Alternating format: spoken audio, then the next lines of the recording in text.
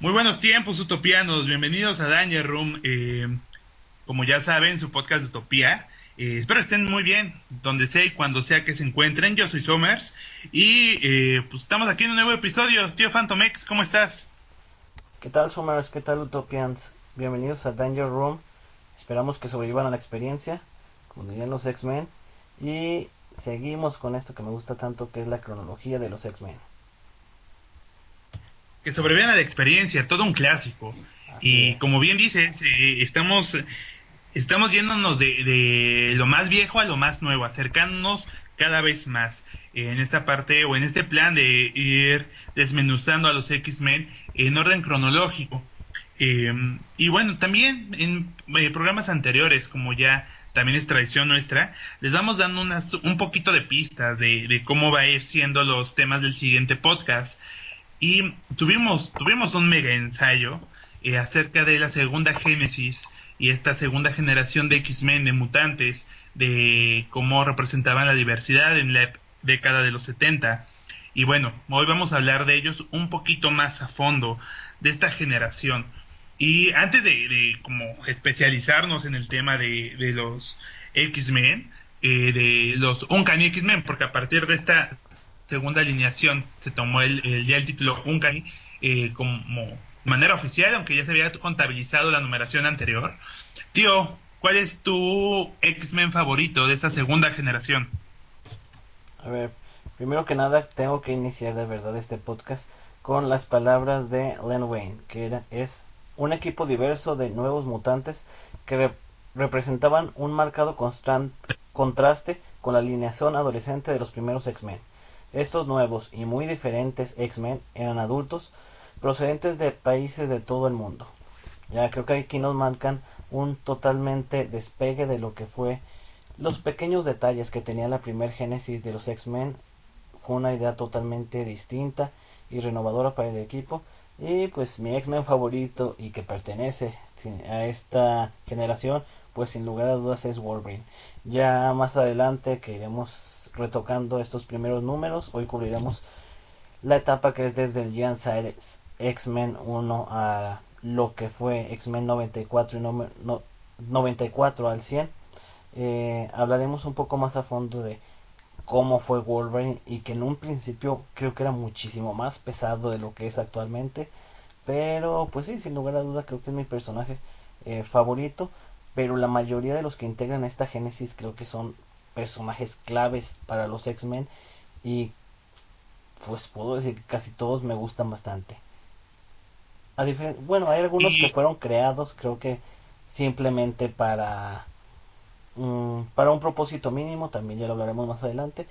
Tal vez ellos no tanto, pero los X-Men centrales, ya lo puedo decir desde ahorita, los X-Men que aparecen en la portada de este Giant Size X-Men número 1, creo que son la clave y personajes que todos me encantan. Muy bien, y dices Wolverine, y Wolverine así, por lo que entendí, sí es tu personaje favorito de todos los X-Men y de esta segunda generación, ¿verdad? Así es. Ok. Eh, Uno más a la lista estos grandes fans de Wolverine. Yo, honestamente, yo creo que como me topé como con muchos, no es mi favorito, pero curioso de esta segunda generación y que también está dentro de mi top de X-Men favoritos de toda la vida, es este Kurt. Soy muy fan de Nightcrawler, muy fan. Entonces, qué bonito encontrarlos en esta segunda etapa que, como bien decían las palabras de Len Wein, eh, buscaba esto, ¿no? Esta variedad. Así es, marcar un antes y un después. Pues creo que recordamos que hace que será unos 3 4 años este encabezado de All New, All Different se puso de moda en todos los cómics. de Marvel, pero bueno, en especial irónicamente, refiriéndose a los X-Men traídos del pasado, cuando fue también la cabecera o el indicativo que se les dio a esta segunda generación inicialmente para separarlos precisamente de esos 5 X-Men originales. Creo que es un poco irónico el uso de este mismo encabezado inicialmente para marcar una diferencia con estos 5 X-Men originales, y después se les da precisamente a los 5 X-Men originales este indicativo dentro de la etapa de Bendis. Y bueno, ya yéndonos cada vez más al tema o adentrándonos, me gustaría iniciar con esa portada que es muy icónica y que marca lo que tú acertadamente decías en programas anteriores, y el objetivo de este mismo título, que es nuevas aventuras con personajes más adultos, dejando a una alineación mucho más adolescente, que como me gusta y cómo ha sido homenajeada esta portada del Jiansai X-Men, donde están abriendo como en sí la propia página, los nuevos personajes van saliendo de ella, y en el fondo, de manera sombreada, están los 5 originales. Esta portada, si no me equivoco, Dave Cockrum, quien también fue parte de esta cuestión creativa de estos mismos personajes. Exactamente, bueno, en esta época, ya en un momento hablaré un poco del contexto histórico en el que se da este regreso de los X-Men, pero en Marvel aún, digamos, teníamos lo que podríamos llamar la época de oro de los autores y los escritores de Marvel, que era un grupo muy reducido de escritores y dibujantes que se encargaban prácticamente de todos los cómics, o los supervisaban o tenían algo que ver. Gil Kane era el portadista por excelencia de Marvel. Él decidía qué iban las portadas, qué no, cómo se hacía, cómo no, y pues al final de cuentas él las hacía, digamos, el 70% de las portadas de todos los cómics de Marvel. En este momento, como tú lo dices, llega David Cockrum, venía desde DC, busca trabajo en Marvel, le dan este título precisamente cuando sale, y junto con Jill trabaja en esta portada, pero toda la idea creativa y toda la ejecución al final de cuentas fue la de Dave. Le dieron mucha apertura a pesar de ser alguien pues realmente nuevo en la compañía, y creo que nos dio un resultado excelente, que es utilizar a esta segunda génesis en una forma central, incluido Cyclops, y en el fondo, y él dice, de hecho él platica directamente que pues su idea simplemente era poner a estos nuevos X-Men en el centro, y ya, o sea, como se ve como que van avanzando, como que están saliendo, reventando el pasado, podemos ver literalmente están reventando el fondo. Y fue de última hora cuando dice, oye, pero este es un momento muy importante para los X-Men. Los X-Men originales también tienen que estar presentes. Y ese momento en el que los ponen en la parte de arriba, así con sus caras de sorpresa y demás. Y como tú lo dices, o sea, creo que es una de las portadas que ha sido más homenajeadas a lo largo de los años, y con toda razón, ya que es excelente esta imagen. Y que justo el objetivo de poner a los 5 originales es para darle continuidad a sí mismo a la historia. Muy bien, hubiera sido fácil eliminar estos personajes y decir estos son los nuevos X-Men, y nada de, o sea, como otro universo, de otra manera, meter a estos personajes tan clásicos que ahora ya son, y no, quisieron darle cierta continuidad rescatando a Cyclops para esta misma aventura, y bueno, considerando a los otros 4.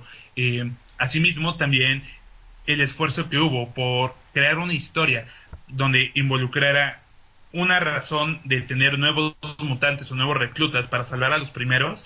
Pienso que se esforzaron y que había cierto cariño hacia los personajes, por los cuales no los dejaron en el olvido. Digo, hoy en día, por ejemplo, pensemos en las películas, es mucho más fácil hacerle un reboot y decir, nada de esto pasó. O en DC Comics también hacen eso, ¿no? Entonces como de aquí, esto es aparte. Imagínate entonces que buscaron la manera de darle cierta continuidad. Eso también es algo que agradezco mucho. Así es. Pues creo que al final de cuentas el amor hacia los personajes estaba. Y bueno, ya de una vez voy entrando de lleno, porque si no luego se me come el tiempo. Como ya mencionamos el podcast pasado de cronología, en nuestro primer podcast, desafortunadamente en los años en los años 60 hubo una crisis muy grande dentro de lo que fue pues el mundo de los cómics. la era de plata del cómic venía terminando. En Marvel teníamos que Jack Kirby se estaba yendo a DC, hizo un contrato de exclusividad con DC Comics, en ese tiempo National Comics, y Stan Lee también abandonó el sillón de director editorial de la compañía. Eh, pues en este momento, digamos, hubo mucha incertidumbre, los el amor hacia los cómics empezaba a bajar, que fue muy fuerte durante estos tiempos de la Gran Depresión americana y demás, como que empezó a bajar, y pues en general hubo una crisis económica en Estados Unidos, y sabemos que pues las crisis hacen que los productos de lujo, podríamos llamarlos, pues se vuelvan innecesarios y la gente deja de comprarlos.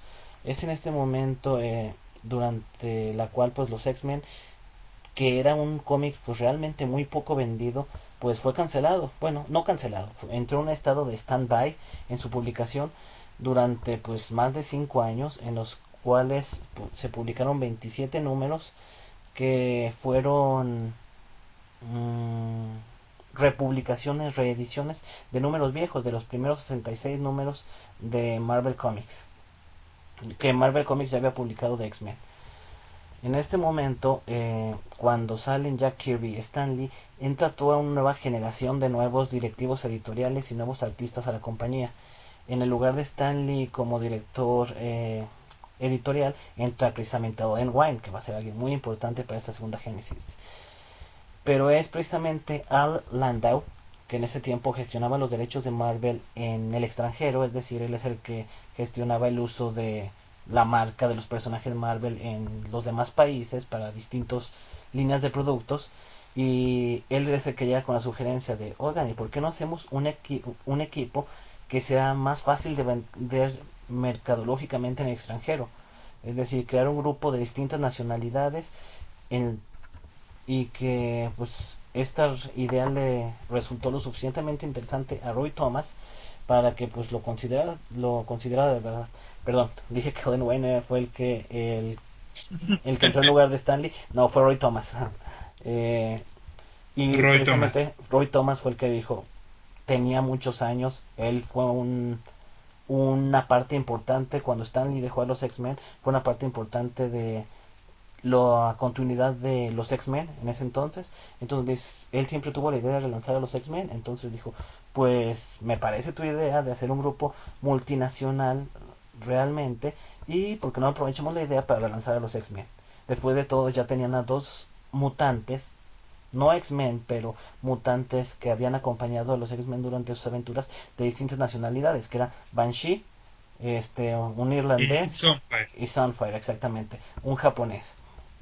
Es en este momento cuando Roy Thomas contacta con David Cockrum, que había dejado la Legión de Superhéroes, que es donde trabajaba para DC Comics, y estaba buscando trabajo en Marvel. Y inicialmente Mike Friedrich es quien iba a ser el guionista de esta nueva etapa para los X-Men. Ambos aceptaron el cargo de Roy Thomas, pero justamente a finales de 1979 que es cuando el proyecto se aprueba. Len Wein, ahí sí es cuando entra a suceder a Roy Thomas en la dirección editorial de Marvel, y Friedrich renuncia por distintas cuestiones, abandona el proyecto. Entonces, pues digamos, ya estaba autorizado el regreso de los X-Men, estaba autorizado el creen a un grupo multiétnico, pero se quedaron sin guionista. Y es el mismo Len Wein quien toma las riendas a pesar de sus múltiples ocupaciones. Dice, yo también me convertiré en el guionista para este Giant Size número 1. Y así es el contexto a grandes rasgos que nos traen de regreso a los X-Men. Como ya sabemos, el Giant Size número 1 fue un número especial. En este tiempo, Marvel, ya lo hemos visto muchas veces, que Marvel tiene sus etapas en que de repente dicen, vamos a hacer ahora historias semanales.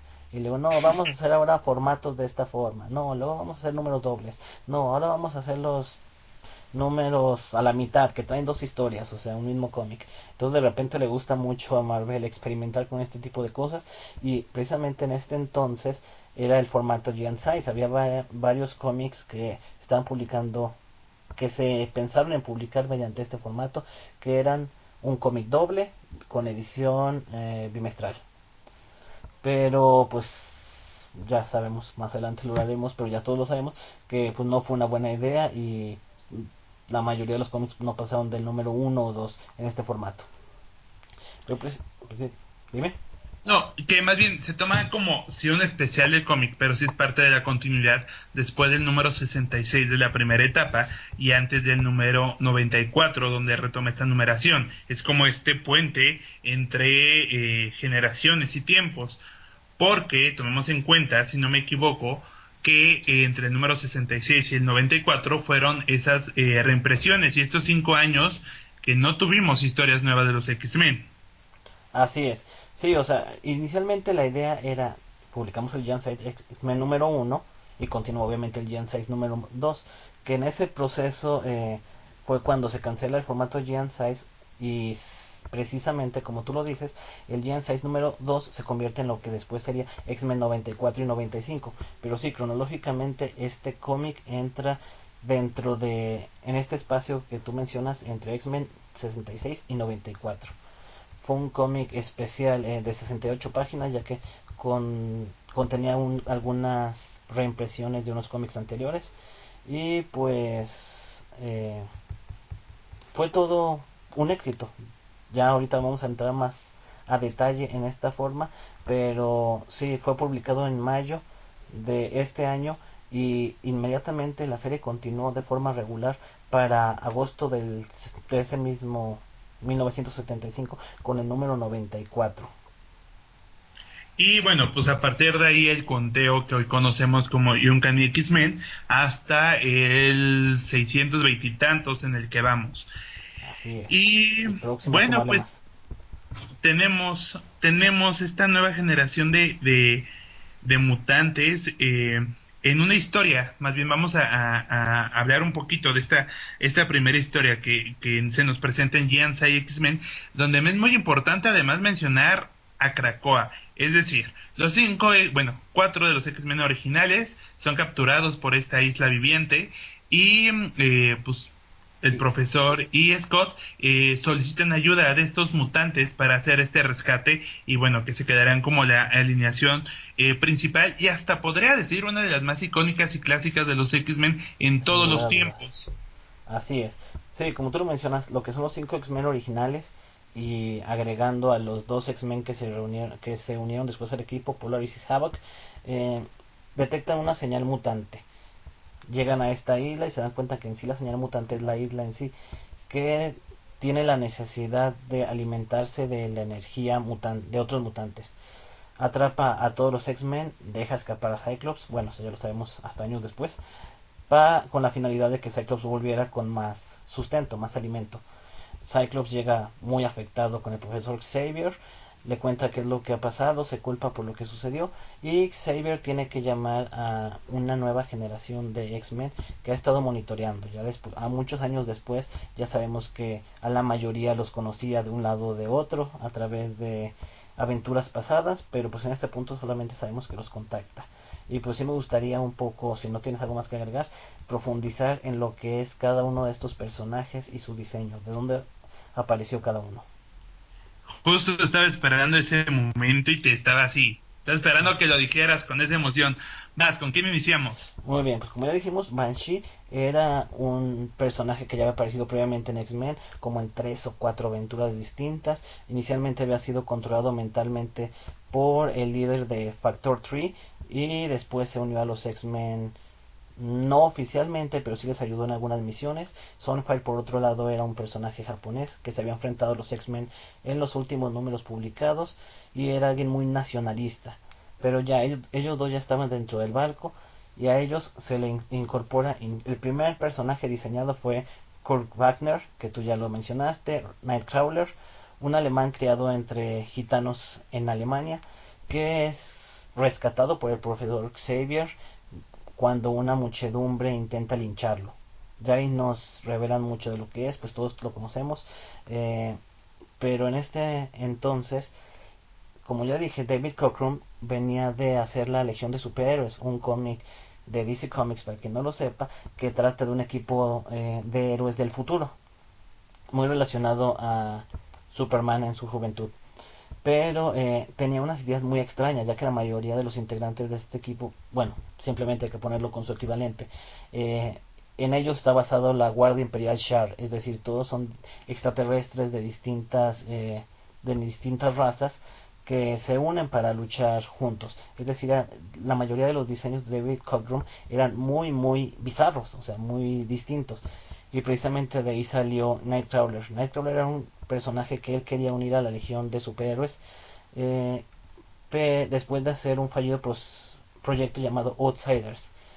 En este grupo, Night, este personaje ya lo había creado desde la Universidad David Cockrum, que era para un cómic que él pensaba crear que se llamaba The Intruder, que era un personaje mezcla entre Batman y Punisher, y siempre iba acompañado de un demonio. Este demonio se llamaba Belshazzar y era un demonio cuyos poderes eran tener una gran fuerza, una gran velocidad y agilidad, así como que se desvanecía a través de las sombras. Un poco creo que después vimos hacer a Betsy. Pero bueno, este demonio estaba exiliado en la Tierra tras haber fallado en una de sus misiones de parte del infierno. Y en palabras de Cockrum era totalmente distinto a lo que conocemos de la personalidad de Nightcrawler. Cockrum lo describe como un pequeño hijo de puta en el equipo, al que le haría una gran gracia la idea de ver un camión lleno de bebés quemándose. Ok, ya podemos ver que era una idea totalmente distinta para el personaje.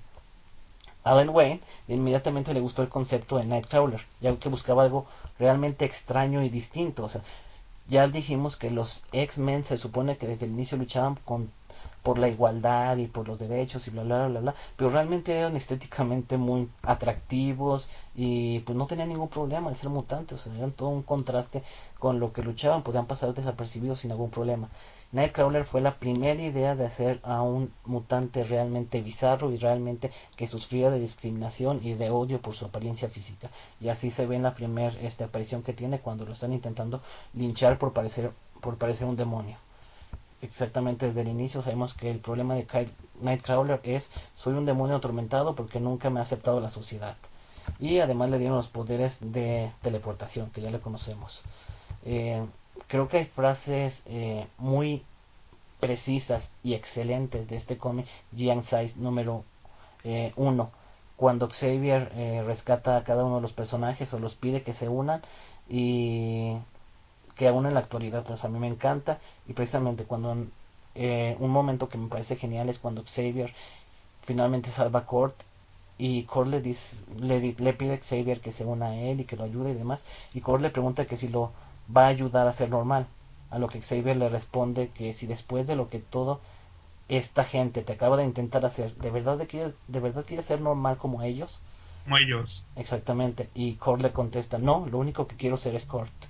O sea, sí es un punto ese de volvemos a la aceptación, de verdad quiere ser como la gente normal cuando pues son, la verdad, gente horrible. Y no, o sea, él simplemente quiere ser él, pero también quiere ser aceptado. Bueno, ¿algo más que quieres agregar de tu personaje favorito para pasar al siguiente? No, dijiste todo. Pero, tío, más bien, vamos a una pausa y regresamos con los siguientes personajes, ¿te parece? Perfecto. Bien, entonces regresamos, que tenemos toda una generación de quien platicar. Perfecto. Regresamos.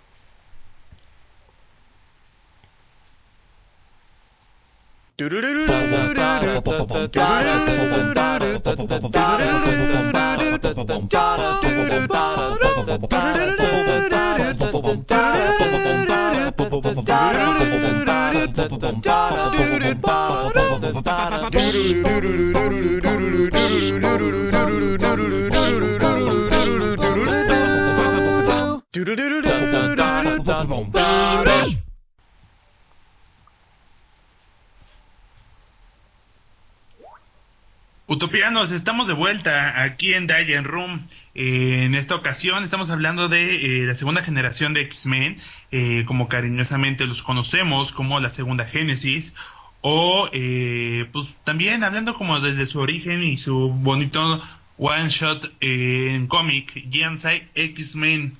Tío, ¿en qué nos quedamos?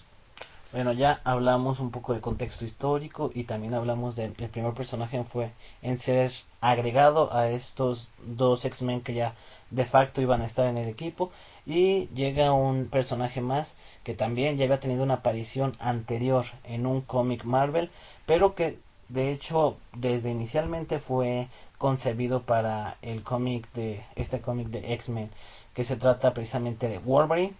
Wolverine, bueno, sí es un caso extraño porque desde que John Romita más o menos lo diseñó, inicialmente la idea era que fuera precisamente un Wolverine, un animal evolucionado por el alto evolucionario, por High Evolutionary. Esa fue la idea original de la concepción del personaje, pero al ser integrado los X-Men pues ya se vuelven mutantes como el resto. Logan es un personaje que ya se había enfrentado un par de años antes a Hulk en una pues, de sus aventuras, y también conocido como Arma X, pertenece al departamento K de Canadá y fue concebido por Roy Thomas y David Cockrum, pero el diseño definitivo lo hizo John Romita en esta presentación dentro del cómic de Hulk. La idea original consistía en que fuera un mutante nacionalista del Quebec, con lo que se ganaba cierta parte del público canadiense, que era en ese entonces el mayor público extranjero que tenían los cómics de Marvel. Como ya dije, pues la idea original era muy distinta para él, pero de hecho oficialmente cuando se presenta en el cómic del Incredible Hulk tenía 19 años, se supone el personaje. Nunca lo vemos sin máscara, así que pues no hay ningún problema debido a eso. Podemos saber. Así exactamente. Y la idea siempre fue que las garras salieran de sus guantes. De hecho, se habla tal cual Romita de que se supone que todo el guante estaba hecho de adamantium, de la misma materia para nunca ser destruidos. Y las garras eran retráctiles que salían desde el mismo guante. Pero el Jensai ya le añadieron unos años de más, lo hicieron como a la mayoría, un adulto maduro. Ya después sabríamos que mucho más maduro de lo que nos imaginábamos. Y sus garras formaron parte oficialmente de su esqueleto pocos números después. Wolverine, pues ya sabemos, desde este primer número nos muestran a un personaje altanero y rudo a más no poder. Y como ya lo dije, hay como unos guiones muy precisos para cuando hablan con cada uno de los personajes de Xavier, y en este caso Xavier le promete libertad. Wolverine le dice: ¿qué me puedes ofrecer? Yo pues tengo un trabajo aquí y demás, y Xavier simplemente le promete libertad, y con eso se gana Wolverine, que intenta detenerlo el gobierno canadiense después porque ha invertido mucho en él, pero pues Wolverine a final de cuentas compró el sueño de Xavier en esta ocasión.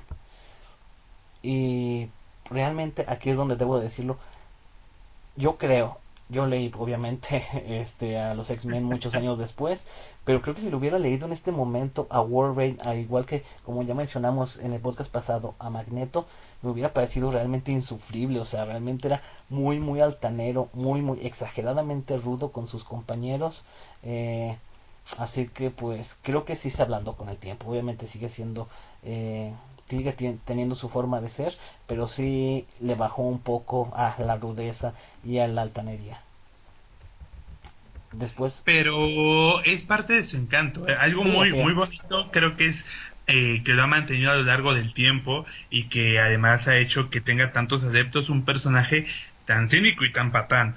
Mejores momentos, otros peores, pero me gusta mucho, mucho que desde la concepción de su personaje para ser parte del equipo, porque bueno, independientemente de su participación en Hulk, que no sabíamos o no había un plan tal cual integrarlo como un personaje regular, ahora que sí era ese plan, lo buscaron así, o sea, se esforzaron mucho en tener un personaje o sea, con esas mismas características que seguramente sabían que iban a generar esa controversia de, como dices, insufrible, y aún así lo pusieron y no solo lo toleramos, sino que nos gustó y bueno, Wolverine es Wolverine en este tiempo. Sí, exactamente. De hecho, David Cockrum tal cual lo dice. O sea, que él cuando crearon este personaje, la personalidad que le dio Len Wayne este número, y odió al personaje, le desagradó mucho. Que ya con los siguientes números ya le aprendió a agarrar el gusto y a saber por qué era así y demás. Pero que en un momento también tuvo como que shock así de ese es un superhéroe, porque, a lo mejor porque estamos acostumbrados a los 5 X-Men originales, que todos eran gentiles y demás, y todos muy buenazos y de bla bla bla, y Wolverine era todo lo opuesto, de hecho, o sea, simplemente en estos 6 números, 6, 7 números que vamos a hablar hoy, intentó matar no sé cuántos de sus compañeros, ahorita lo vamos a mencionar, pero, pero bueno, la siguiente es Ororo Monroe, Tormenta, de la cual ya hablamos, pues tenía que haber un componente femenino en el equipo y fue Storm, y que llegó con todo, una mujer keniana que debido a su control sobre el clima era adorada como una diosa. Al igual que en el caso de Wolverine y Nightcrawler, el concepto de Storm originalmente era bastante distinto al original. Tormenta de hecho es la fusión de 3 personajes que había diseñado Cockrum previamente, que era Tempestad, un hombre que controlaba el tiempo, Quetzal, una mujer que podía volar, y Black Cat, ojo, ahí teníamos una primera versión de Black Cat, que era una mujer con todas las características físicas que vemos en Storm y que tenía el poder de convertirse en gato. Obviamente él presentó a estos 3 personajes, los puso en la mesa como ideas para unirse a los X-Men, y es cuando precisamente Alan Wayne dice, ay, ¿por qué no los fusionamos? O sea, le damos el poder de Tempestad, la apariencia física de Black Cat, y pues también que huele como Quetzal. Y se supone que iban a ser, estos personajes, perdón, estaban diseñados para ser parte de los Outsiders, también de DC. Y pues sí, se hace una fusión de todos estos personajes. De hecho, en los primeros números, creo que todos los números que dibuja David Cockrum, los ojos de Storm son muy característicos, son lo que él llama ojos felinos, precisamente Sí, por esta idea y por este origen.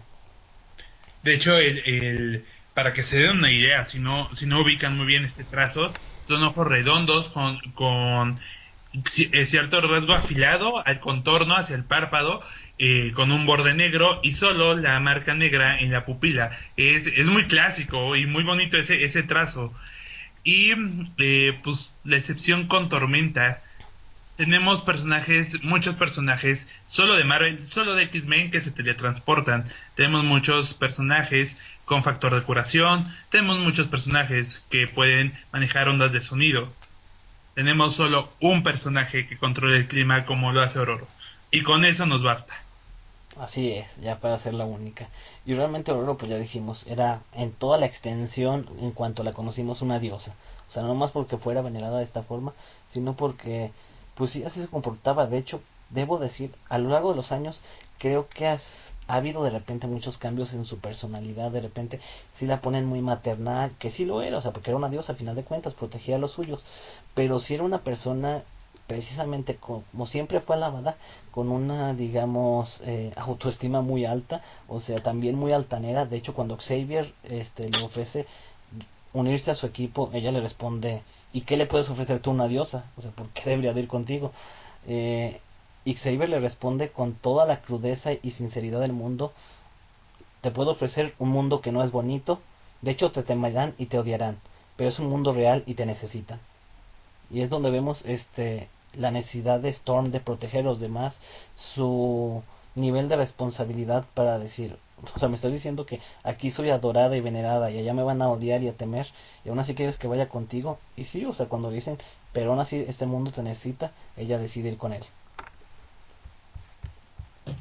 Y pues nada, o sea, más bien un poquito de arrogancia, pero a diferencia de Logan, me ha gustado, la mayoría de las veces al menos, estas diferentes personalidades que dices. Inicia como una muy joven Ororo, arrogante por como esta atención que recibe de la demás gente, al tiempo se hace como mucho más, siempre ha sido valiente, pero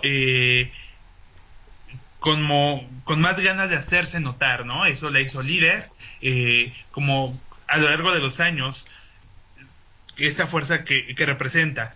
Poco más de este tiempo es cuando yo encuentro un poquito más su sentido maternal, mucho más desarrollado, ya siendo como buscando una cronología en los cómics, en la historia, ella con más años ha ido cambiando este carácter y es algo que me gusta mucho. Así es. El siguiente personaje es Pyotr Rasputin, Colossus, Inicialmente era un personaje igualmente creado previamente por David Cockrum. De hecho, si nos damos cuenta, todo lo que son nuestros X-Men favoritos y los pilares de los X-Men eran personajes diseñados para DC. Afortunadamente nunca se los aceptaron. Él en este caso iba a ser un personaje llamado Mr. Steel. Y cuando se le crea su personalidad, volvamos al contexto histórico. Estamos hablando del tiempo de la Guerra Fría, todo lo que tenía que ver con rusos, todos los personajes representados en ese tiempo en las historias y en los cómics, para que fueran publicados tenían que ser espías, tenían que ser gente malvada, tenían que ser bla bla bla y representar lo peor de la sociedad. Y aquí fue cuando se dijo, no, o sea, estamos intentando hacer un equipo multicultural y no vamos a caer en estos clichés. Todo lo contrario, Colossus era alguien que era muy grande y tenía un gran poder destructivo, pero su personalidad era todo lo contrario, era muy sencillo, era la fuerza del equipo, pero era el más noble, el más inocente y nunca dudaba en hacer actos heroicos por los demás. De hecho, pues simplemente hay que ver que la primera aparición del personaje es cuando salva la vida de su pequeña hermana Iliana de ser arrollada por un tractor. Y en la mente de Len Wein, siempre Colossus fue pensado para convertirse en el líder del grupo. O sea, le dieron estas características simplemente para que en algún punto fuera el que se convirtiera en el líder. Desafortunadamente creo que fue el que durante todos estos primeros años tuvo el menor desarrollo de todos los personajes y pues ya de- aún así se convirtió creo que en el hermano pequeño, así lo llamaba Storm y así creo que todo lo podemos ver del equipo, el ruso fortachón.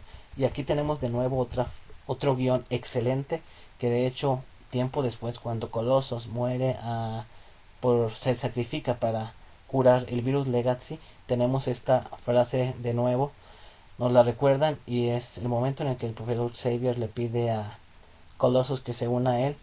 Colossus habla con su padre y le dice, este profesor quiere que vaya con él a dominar mis poderes mutantes. Hay sabiduría en sus palabras, pero yo soy feliz aquí. ¿Qué debo de hacer, padre? A lo que su padre le contesta, lo que te dicte tu corazón, hijo. Él jamás te traicionará. Y Colossus le dice, mi corazón me dice que me quede, pero mi conciencia dice que debo de ir. Y su padre es cuando le dice, entonces eso es lo correcto de hacer. Y es cuando se unen a los X-Men, que como digo, creo que estos pequeños fragmentos de conversación, que son cosas muy rápidas, nos presenta cada personaje en una o dos páginas, pero nos revelan mucho de lo que va a ser el personaje en el futuro. Ya, Y como, bueno, sí, justo, más bien, como hay como cada elemento que hemos estado destacando de los demás personajes, y para fines prácticos, Colossus es tierno, ¿no? Y lo representa en este primer diálogo, en este primer cómic donde aparece. así es. Es el protector, el hermano, el personaje tierno, e inocente. Sí, creo que, y lo supieron reflejar muy bien después, a pesar de que no hayan llegado a lo que era el plan inicial, creo que pues es un personaje grande, a toda regla. Por último Qué bonito.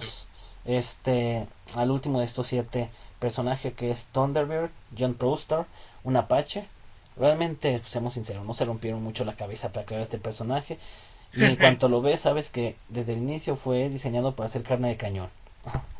No dan mucho matiz al final, al personaje final de cuentas. Y de hecho, David Cockrum desde el inicio lo dice.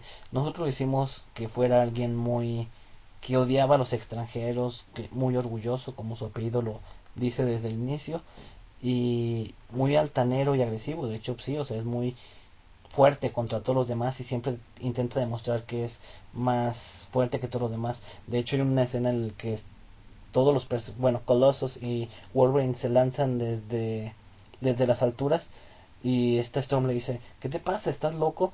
Y él no quiere que le ayude y sufre, o sea,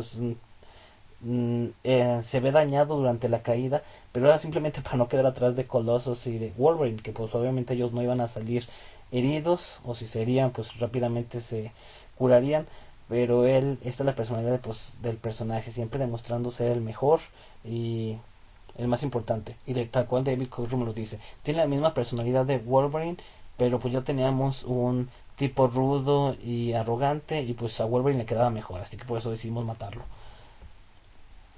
Estos son los siete personajes que forman la segunda génesis de los X-Men. Y como ya lo dijimos, se unen junto con Cyclops para ir a salvar a los X-Men. Pues no es necesario entrar mucho a detalle en este momento. en este momento ya nada volvió a ser lo mismo para los X-Men. Acuden, liberan al resto de los X-Men y uniendo sus poderes, Storm y Polaris principalmente, logran teóricamente lanzar a Krakoa al espacio y acaban con esta amenaza. Pero Eh, en este momento tenemos oficialmente el primer grupo de superhéroes multiétnico y verdaderamente internacional de la historia del cómic. y una alineación muy poderosa. Me parece que tener de manera conjunta a Storm, a Colossus y a Cyclops y a Sunfire hacen o sea, una demostración de poder muy muy grande, que también es algo que no habíamos visto con los cinco originales o con esta primera generación de X-Men.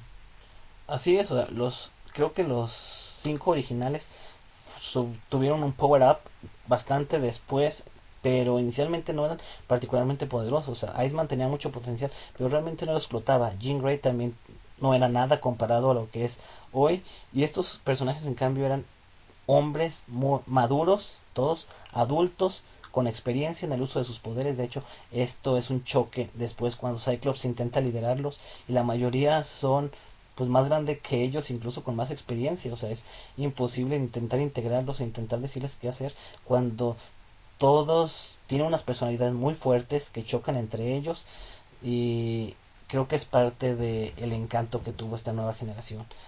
Y el cómic cierra con una pregunta que creo que todos nos podemos hacer, es: Saber dice, ¿qué vamos a hacer contra ese X-Men? Aquí quiero agregar, no está digamos dentro de, no es oficialmente parte del Giant Size X-Men ni dentro de los números 94 recién de los cuales se supone que tenemos que hablar, pero hablaré muy rápidamente, ya lo mencioné la vez pasada.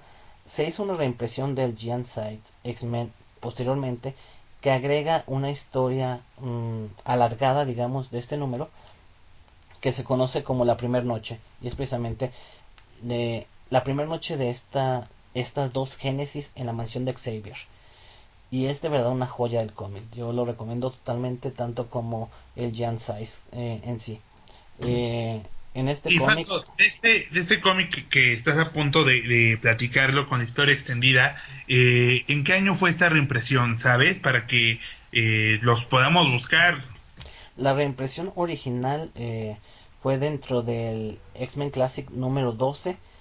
Ok. Realmente te mentiría si te dijera en qué año exacto fue, pero aquí en México lo publicó Editorial Beat dentro de un tomo llamado Historias no contadas de los X-Men.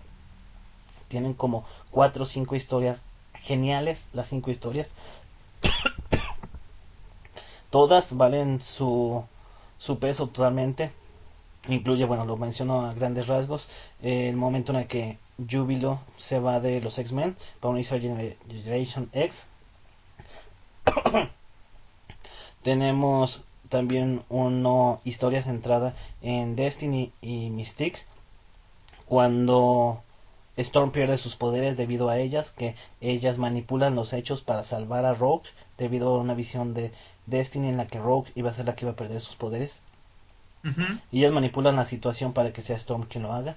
Destiny de hecho se ve visiblemente afectada por hacerle eso a Ororo, pero pues dice que al final de cuentas de que le pase eso a su hija, que le pase a alguien más, pues está dispuesta a salvar a su hija hasta donde sea. No recuerdo ahorita mismo cuáles otras historias se incluyen, pero realmente si tienen la oportunidad búsquenlo, es muy bueno. Ok, ok. Y como Y tal cual, esta reimpresión, esta historia, nos muestran lo que iba a ser definitivamente después. Temas que aún en la actualidad siguen siendo ejes centrales de los X-Men. Tenemos el inicio del triángulo amoroso entre Jean, Scott y Wolverine. El momento en el que Jean y Wolverine tienen su primer conversación a solas. Nos muestran un Iceman que pocas veces lo hemos visto en los X-Men después. Si ha habido etapas, por ejemplo, otro día hablábamos de la etapa de Justin Austen, y se vio mucho esta personalidad de Iceman que le dieron a un inicio, que es alguien realmente muy poco tolerante y grosero. Cuando él deja el equipo porque realmente, o sea, no tolera a la segunda generación y siente que lo están desplazando y demás. Entonces, sí tiene una personalidad inicialmente Iceman, pues creo que pues aún con la segunda generación seguía siendo más joven y es realmente muy inmaduro, pero a un punto grosero. De hecho, hay un diálogo muy bueno en el que Kurt, Colossus y Banshee están pues disfrutando de su tiempo a solas, mientras de que Kurt hace malabarismos, Banshee toca el piano y Colossus está dibujando. Invitan a Bobby a pasar el tiempo con ellos y él se porta de forma muy grosera con ellos y le dice que no tiene nada que hacer ahí, que ellos son los X-Men originales y que ya están de regreso, que pues que se vayan en pocas palabras. Y Kurt le dice, creo que un diálogo que pudimos haber integrado en nuestro podcast pasado de discriminación y de lucha social, porque es un guión genial y que creo que podemos todo verlo reflejado en la sociedad actual. Cuando Iceman empieza a criticar a los tres, Kurt le dice, parezco un monstruo, por lo tanto lo soy. No te gusta el gobierno de Piotr, por lo tanto lo condenas a él. Luchas por los derechos siempre, pero solamente concuerdas cuando van de acuerdo a tu criterio estético y político. O sea, creo que es una frase muy exacta, que conocemos muchas personas que dicen estar a favor de los derechos y demás, pero siempre y cuando sean derechos hasta donde les cuadran a ellos. Y es el cual lo que Sí, dicen este número corto.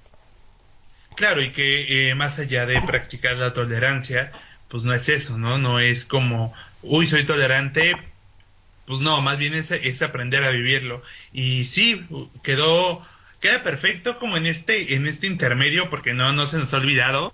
Utopianos sigue pendiente esa segunda mitad del podcast de lucha social. eh, y pues bueno, también creo que es algo comprensible, ya regresando a la historia, y que hace a los personajes más humanos que Así sientan es. celos, que sientan este recelo a partir de los nuevos, ¿no? Los ejemplos más simples y básicos que vamos a encontrar es entre los hermanos, ¿no? El primer hermano llega el segundo y este se siente celoso. Entonces, eso los aterriza. Y bueno, qué bonito que sea parte de un cómic tan especial. Así es. Tenemos también otros hechos que después seguirían a lo largo de los años, como es el inicio del conflicto entre Ángel y Wolverine. De hecho, Wolverine, perdón, se lanza totalmente a intentar matar a Wolverine. ¿No? Wolverine se lanza a intentar matar a Ángel sin contenerse en lo más mínimo, cuando Ángel lo golpea porque lo ve coqueteando con Jean Grey. Wolverine, aquí vemos su primer ataque de furia, donde está totalmente dispuesto a destripar a Ángel, pero se necesita de Jean Grey y Storm juntas para detenerlo. Es en este momento cuando Wolverine le pide a Jean que se aleje, pero ella al contrario ya le dice que le da la bienvenida a los X-Men y que se ofrece a ayudarlo a controlar su ira interior. Wolverine le dice, yo sé lo que quiero cuando lo veo y siempre lo consigo, cariño. El corazón se te acelera, respiras deprisa, creo que tú sientes lo mismo. Y posteriormente vemos a Jean diciéndole al profesor Xavier que va a dejar a los X-Men precisamente porque es cierto, acepta su atracción por Logan, dice que obviamente ama a Cyclops, pero que pues también tiene ella que seguir su propio camino. El Xavier le dice que pues sí, siempre fue la idea formar personas que siguieran sus ideales, pero que al final de cuentas tuvieran su propio camino, y ahí se da una despedida muy emotiva entre Xavier y Jean Grey. Una de las muchas que llegamos a ver en 50 años de cómics. Así es. Y aquí pues es como ya mencionamos, termina el Giant Size número uno y el Giant Size número 2 que ya estaba medianamente escrito por Len Wein. Es en este punto cuando Len Wein dice definitivamente yo no puedo ser editor en jefe y estar haciendo el montón de cómics, así que a medias de escribir este cómic doble deja el proyecto y se lo da a su asistente, que era Chris Claremont. Obviamente ya todos sabemos quién es Chris Claremont, ya sabemos lo que ha significado para los X-Men, y él es quien termina este número Giant Size número 2, que al final de cuentas fue las historias de X-Men 94 que se publicó en agosto y X-Men 95 que se publicó en octubre del 2000, de 1975. En esta historia, como ya lo mencionaste, los X-Men originales oficialmente se van, Sunfire también deja el equipo. Vemos en este número 94 vemos la primera aparición de Rain Sinclair, así es, Wolfbane aparece por primera vez Wolverine. exactamente en el número 94 de X-Men siendo una niña viviendo en la isla Muir junto con Moira, y también aparece el reverendo Craig, que ya lo mencionamos un poco en un podcast anterior, que también era alguien que utilizaba la religión para condenar a los mutantes y para pues tratar realmente de una forma deplorable a esta pequeña niña, que en este entonces yo creo que tendría unos 6 7 años. En esta historia vemos como el Conde de Nefaria y sus Animen, que todos son personajes muy bizarros, que obviamente son los diseños que tenía David Cockrum para la Legión de Superhéroes, capturan una base militar llamada Valhalla. Así que Bestia, que ya no formaba parte del equipo, pero se da cuenta, le pide ayuda a los X-Men para detener este ataque nuclear a gran escala. Aquí vemos cómo el Conde Nefaria le pide a cada nación de la Tierra que cumpla sus demandas o pues convertirá todo en un gran cráter. Obviamente, creo que está es más que visible el que Len Wein y Claremont hicieron totalmente un homenaje al X-Men número uno con esta historia, en el cual Magneto también toma el control de una base militar La con base un plan, militar, claro. exactamente, con un plan bastante similar. De hecho, pues Len Wein tal cual así lo dice, pero lo quería hacer de la forma más dramática posible para que todo el equipo operara con todas, digamos, a su máximo Sus poder. habilidades, Así es. claro. Aquí pues, Y lo más bonito de esto, perdón, Fanto, ¿sí? que al tiempo podemos notar eso, o sea, sí se nota el cambio de década, porque la narrativa de este cómic con el X-Men número uno es distinto. Historias similares, personajes distintos, pero comenzamos a ver los cambios en las viñetas y la forma de cómo narrar las historias. Sí, son historias más crudas. De hecho, pues como ya lo dijimos, Thunderbird muere al final de esta historia, intentando detener al conde Nefaria. Para que no escape, explota el avión del conde y muere Thunderbird. Aquí nos dicen David Cockrum personalmente que fue la idea tal cual, o sea, hacer un personaje para después asesinarlo era algo nunca visto, digamos, en este entonces, como ya lo dijiste, y después se convierte en algunas veces en un constante en las historias de los X-Men, esta tradición de matar a un Que se personaje muera cuando alguien se en la crea primera misión. un nuevo equipo, exactamente. Así es. Pero él mismo dice, nunca se había hecho en la historia, esto te daba un sentimiento de incertidumbre de que sabías que todos estaban en peligro, en cualquier momento podía morir otro. Creo que eso es parte de lo que tú dices, de que ya era una narrativa totalmente distinta. Es decir, ellos estaban haciendo lo que George R. R. Martin nos hizo con Game of Thrones años después, matarnos a un protagonista y en ese momento te da la certidumbre de que cualquier cosa puede pasar en el cómic. Ya posteriormente, pues obviamente siguen los números. El número 96, que es la historia donde Cyclops, eh, en un momento de ira en el que se culpa por lo sucedido con Thunderbird, rompe un monolito que se encuentra en el bosque y desata a un demonio llamado Kierog, que eran los Ngara, que después vemos recientemente no lo hemos visto, pero hubo un tiempo en el que así eran demonios muy constantes en las historias de los X-Men. También aquí tenemos por primera vez, Moira ya se había presentado en el número anterior, cuando recibe un mensaje de Xavier, pero aquí es donde llega a la mansión oficialmente. Xavier dice que se va a tomar unas vacaciones y se va a ir, así que ha contratado una ama de llaves, que es en este caso Moira, quien va a estar al cargo de la mansión. Aquí vemos el primer momento del crush entre Banshee y Moira. En cuanto la conoce, se enamora de ella. Banshee, hay que decir, era, pues digamos, salvo Wolverine, era el mayor de los X-Men, era un hombre ya bastante maduro. Yo creo que algo así se menciona de que de más o menos la edad de Xavier. Después creo que nos lo hicieron un poco más joven, pero pues ya la historia se centra en la lucha contra este demonio Kierog y Storm tiene que luchar contra él y vencerlo. ¿Perdón? Pero destacable de este número es la primera aparición de Moira MacTaggert, Así otro es. personaje muy clásico y muy importante. La verdad es que el extraño, no voy a decir que me gustaría verla viva, o sea, ya está muerta y que ahí que se quede, pero tal vez como un sentido de nostalgia, que no, me gustaría leerla, vaya, y como de manera activa, ¿no? Pero pues, porque fue un gran personaje, pero más bien al tiempo, tener en este periodo tan temprano de los X-Men la primera aparición de Muere, que fue tan importante años después, pues también le da un valor a estas historias y a este cómic. Así es, fue un personaje creo que central y que aportó mucho a las historias y que fue muy importante de muchas formas en el futuro. Y como tú lo dices, murió y nunca volvió. A mí sí no me gustaría volverla a ver, pero también es bueno decir un personaje tan importante y definitivamente la dejaron descansar en paz. También es un buen indicio. En el número 97 tenemos que Xavier ha tenido unas pesadillas repitiéndose en las cuales tiene visiones de cómo dos poderosas flotas estelares pelean en el espacio.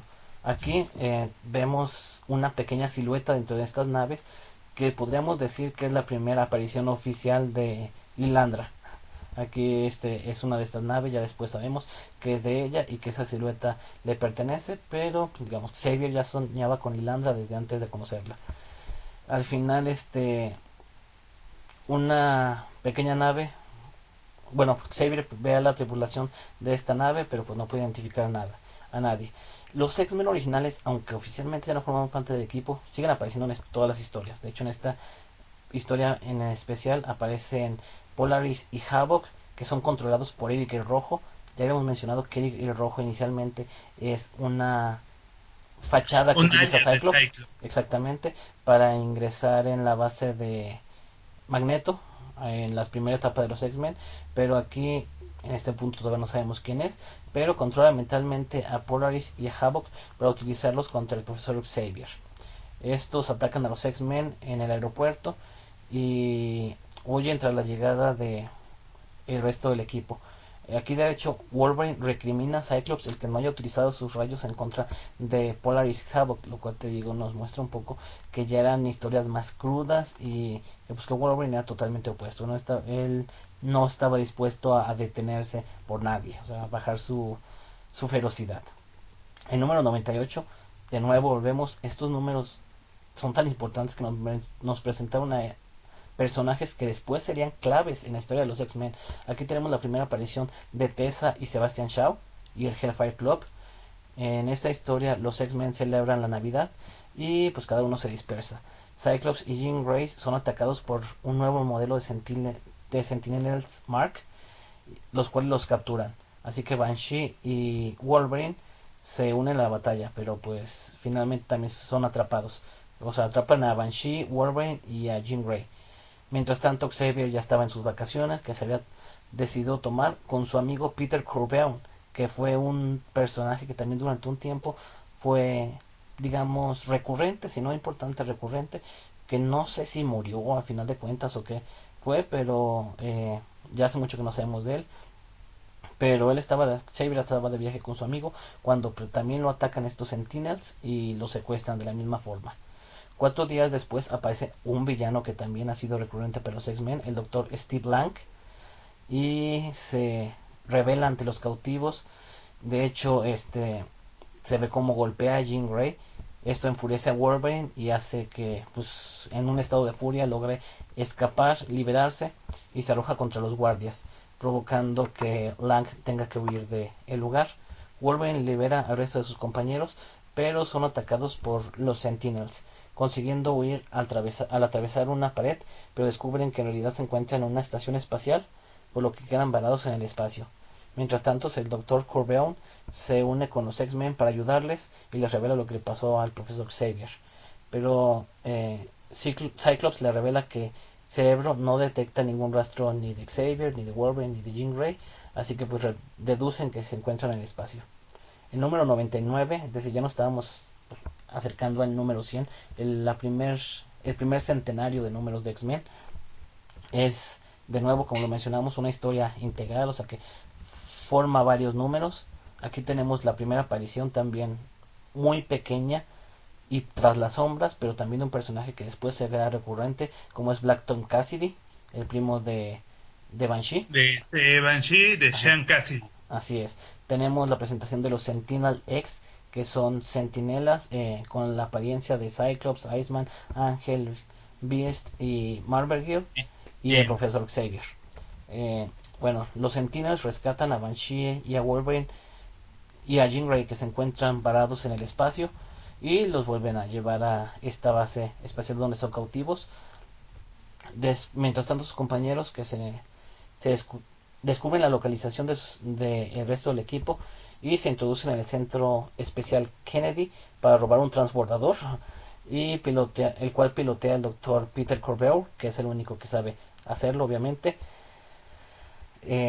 para llegar con sus compañeros. Aquí pues, es cuando vemos que Sean Cassidy recibe una carta que pues es robada por su primo Black Tom. Mientras tanto, la nave piloteada por Corbeon llega a la base de Steve Lang y, y el equipo es atacado por el un poco extraño, el equipo de Cyclops y el resto de los All New X-Men es atacado por los X-Men originales, que ya después sabemos que se trata en Eran los realidad centinelas. de estos centinelas, pero ahí vemos el primer choque de generaciones, el primer enfrentamiento físico. Posteriormente pues ya viene lo que es el número 100, el último número de esta etapa, y es en donde los X-Men se enfrentan a los Sentinel X, hasta que Wolverine es quien descubre que son androides, ya que como ya lo dijimos no tienen ningún empacho en intentar rebanarlos, y los lacayos de Lang y el Lang mismo huyen de esta nave, de esta estación espacial que empieza pues a descender. Aquí vemos que el doctor Peter Corbeau les dice que el piloto automático de la nave está dañado, así que alguien tiene que conducir manualmente la nave que ha sido dañada, pero no los escudos de la fueron dañados los escudos del área de piloteo, así que la persona que pilotee la nave pues obviamente va a morir. Él dice que pues él lo puede hacer, pero que obviamente no va a sobrevivir lo suficiente para llegar a la Tierra, así que Jean Grey es aquí donde decide presentarse voluntaria para hacerlo ante las protestas de Storm, Wolverine y Cyclops. De hecho a Cyclops Sí. lo tiene que hacer dormir para tranquilizarlo.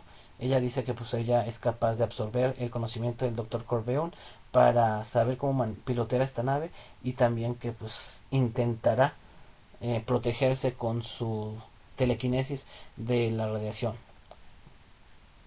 Obviamente sigue este plan y pues ya creo que ya la mayoría sabemos qué es lo que ¿Qué es pasa. lo que viene? Así Pero es. no quisiera decir qué es lo que viene.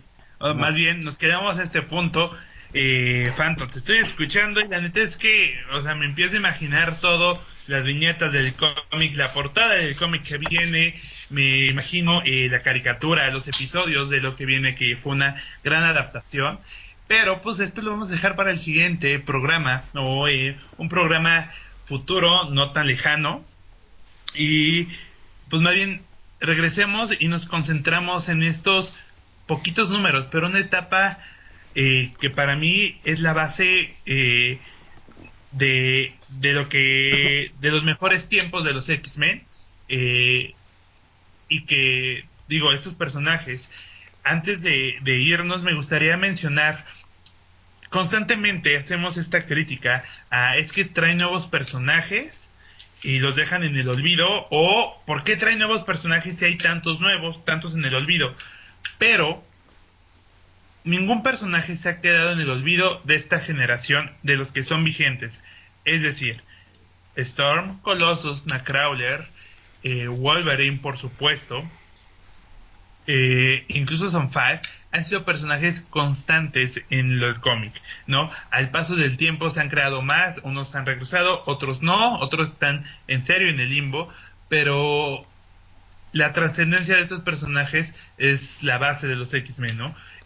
Hay diferentes alineaciones, como lo decía hace rato, y podría decir, está la original, está la contemporánea, está la revolucionaria, está la de los 90, y yo creo que equiparable a esas famosas de los 90, de las alineaciones Blue y Gold. Yo creo que esta es una de las más fregonas que tenemos, como la alineación clásica, así, clásica de los X-Men. Así es, sin lugar a dudas, estoy totalmente de acuerdo contigo. Muchos hemos agarrado cariño a personajes como por ejemplo de los New X-Men que tuvimos después del ataque la etapa de Morrison, que nos gustan mucho y pues lastimosamente después se convierten en papel tapiz o simplemente en personajes de relleno, o definitivamente desaparecen durante muchos números y después lo vemos en uno ahí en el fondo y después vuelven a desaparecer por años. Pero definitivamente de esta generación no tenemos ese problema. Todos los personajes al final de cuentas se convirtieron en centrales y han sido la mayoría activos todo el tiempo, o sea, ya sea dentro de los X-Men, ya sea dentro de Excalibur, ya sea dentro de otros equipos, pero siempre estando activos. Precisamente lo que tú mencionas, volvemos al tema de la portada del Comic Gen Size número 1, y de hecho en la portada no aparece ni Sunfire ni Banshee, porque fueron creados con la historia de que solamente iban a estar en esta historia inicial. Banshee se mantiene después gracias a Claremont, en Sunfire sí se va. A lo mejor ellos son los dos que han aparecido menos. Aún así siguen siendo, digamos, constantes. Pero el resto de los X-Men, los que sí aparecen en esta portada, son los que han sido los pilares centrales de los X-Men junto con los originales. Y pues unos cuantos que ya mencionaremos que llegaron poco después. Y bueno, pues con eso llegamos al final de este programa. ¿O quieres agregar algo más, Fanto? No, creo que ya nos extendimos y creo que hablé demasiado. Pero No, de pero verdad me gusta dimos mucho el contexto perfecto para lo que viene y que no es poca cosa. Y bueno, utopianos, díganos, cuéntenos cuáles son sus personajes favoritos de esta segunda generación. ¿Leyeron todos estos cómics? Y pues ya más bien, síganos escuchando semana a semana. Hay muchos proyectos, muchos proyectos que vienen en camino, entonces eso nos emociona mucho. Por mi parte es todo, yo soy Somers y tío Fantomex, como siempre un gustazo. Nos escuchamos la próxima semana. Un gustazo, Somers, un gustazo, Utopians. Y esperemos escucharnos la próxima semana. Saludos.